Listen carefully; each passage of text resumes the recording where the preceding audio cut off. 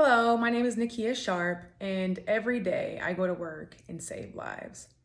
I'm not a doctor, I'm not a firefighter, a police officer, a therapist, and I don't work for the armed services.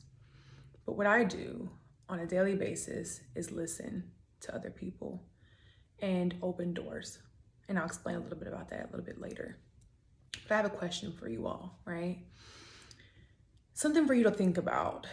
How many of you have had a physical injury or physical symptom that hurt so bad that you just wanted the pain to go away? Pretty common, right? Of those of you who had that feeling, how many of you all told someone? Also, pretty common. Of those of you who told someone, did that person suggest that you go see a doctor? Also, pretty common, right? Pretty standard practice. Okay, new scenario. How many of you all have experienced a loss?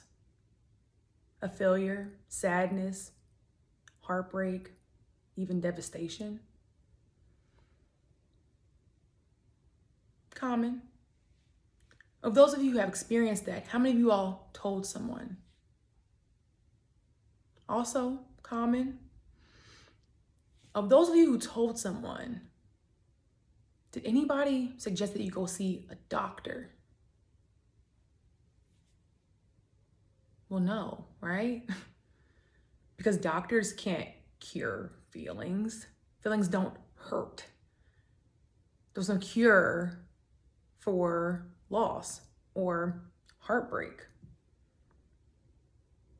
Well, I would argue that a mental injury can sometimes hurt worse than a physical injury, or just as bad, to the point that you also just want the pain to stop. When somebody might say, well, you can't die from your feelings being hurt. Well, I beg to differ.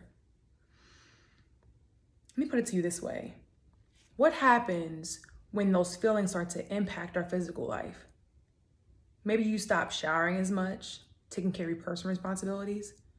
Maybe you stop feeling like getting out of bed, stop tending to your work responsibilities. Maybe you start withdrawing from your loved ones, your social life.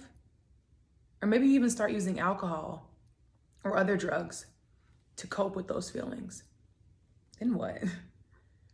Those are the type of actions that impact your life. Those things potentially causing more stress and leading to mental illnesses such as anxiety or depression. Then do I go see a doctor? Now that I have something that's treatable? What about this mess that I've just made? What about the impact of the responsibilities I've just neglected? Is there even a way out now? And that's where even bigger poverty builds itself. Now I'll give you the facts really quickly. Suicide was the second leading cause of death among individuals between the ages of 10 and 34, and the fourth leading cause of death among individuals between the age of 35 and 54. There are more than twice as many suicides in the US as there were homicides. Suicide is the 10th leading cause of death in the United States, claiming the lives of over 47,000 people. There were an estimated 1.4 million suicide attempts. These are facts from 2017 from the National Institute for Mental Health. Now, I'm not here to tell you the importance of suicide awareness. I think that a lot of us are aware of the importance of suicide awareness. It's in social media, it's in the media in general, news, movies that we watch, it's in our homes. We all know the importance of suicide awareness and the seriousness of suicide.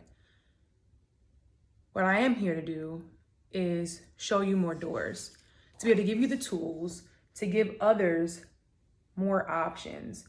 When somebody feels that suicide is their only option, letting them know that it's not. And you might think, well, what can I do? I'm not a doctor, a therapist, a psychiatrist. The most easiest thing that you can do is listen. When people are hurt, they tell others, especially the people who are closest to them and their loved ones, their friends. People will tell you. When you have someone who is telling you that they've experienced a mental pain, or that they are experiencing a situation that is causing them mental pain, ask the question. An example of that question might be, hey, I know someone who's experienced this similar situation and they were thinking about suicide. Are you thinking about suicide? And then people always get nervous. Well, what if they say yes, right? Don't freak out. Say thank you. Thank you for trusting me with that information. Thank you for allowing me to be here with you and help you through this. Offer support, offer resources, and review that there are options. There are other options, other doors, and that you can help them, or you know somebody who can help them walk through those other doors.